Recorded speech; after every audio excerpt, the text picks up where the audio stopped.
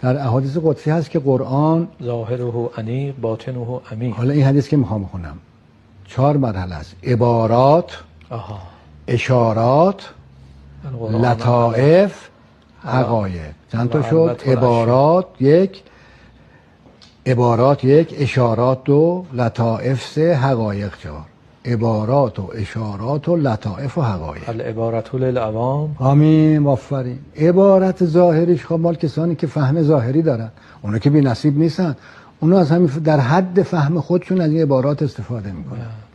اشارات للخواص، اونا خواستن که از عبارت یک کمی فراتر میرن. اشارات که بسیار شریفه اون اشارات، اون اشارات رو میفهمن.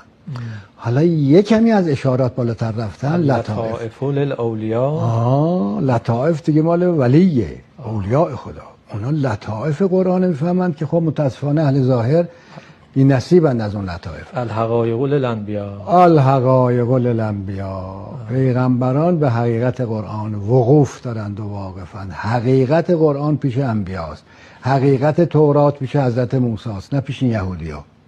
حقیقت انجیل پیش حضرت مسیحه، حقیقت تورات پیش حضرت کلیم الله. حالا اینا هم یه چیزایی میفهمند بر خود. حقیقت قرآن حضرت ختمی مرتبته، حقیقت قرآن حضرت مولا علی علیه السلام.